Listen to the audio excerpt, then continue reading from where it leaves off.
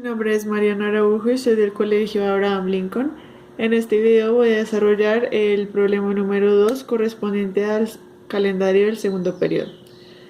En el problema se pueden observar dos triángulos rectángulos, uno sobrepuesto en el otro, y se dice que las líneas punteadas son bisectrices.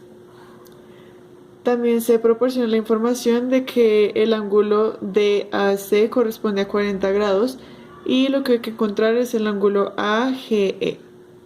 En primer lugar vamos a encontrar el ángulo ACE, ya que tenemos el ángulo CDA previamente dado por el problema como un ángulo recto, y también tenemos el ya mencionado ángulo DAC que corresponde a 40 grados.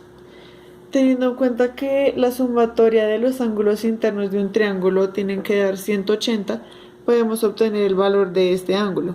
Y una vez que lo tengamos, podemos proseguir a calcular el ángulo CEB, teniendo en cuenta que ya tenemos el ángulo EBC y el encontrado BCE.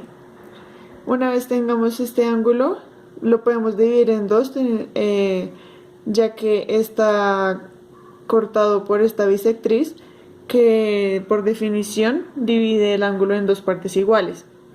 Entonces tendríamos el ángulo de teta y también tendríamos el ángulo teta, ya que este ángulo es complementario con el ángulo CDA que corresponde a una medida de 90 grados.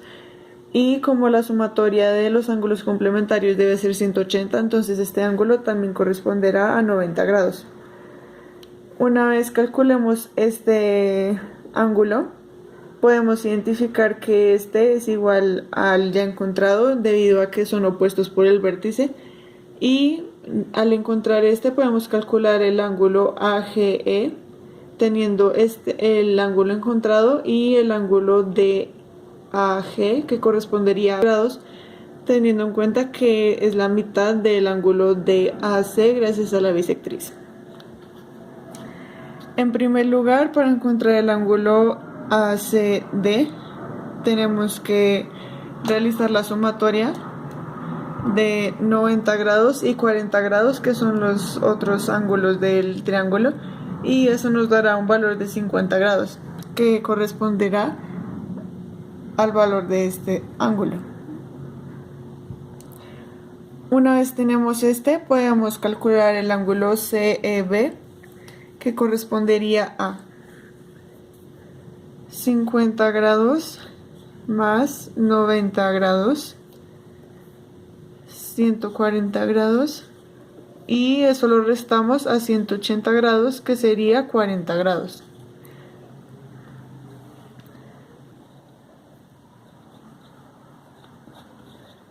Como podemos observar, el ángulo CEB tiene un valor semejante al valor del ángulo DAC.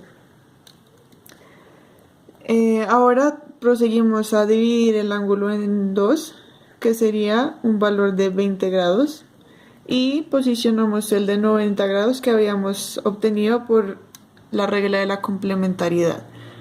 Ahora hacemos el mismo proceso de sumatoria y resta de 180 grados y nos daría 90 grados más 20 grados, 110 grados, y eso lo restamos de 180 y nos daría 70 grados. Entonces ya sabemos que el ángulo teta o teta D corresponde a 70 grados, al igual que este ángulo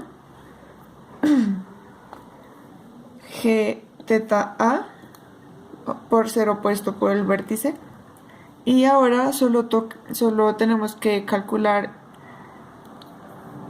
el ángulo alfa por el mismo proceso de los ángulos de 180 grados.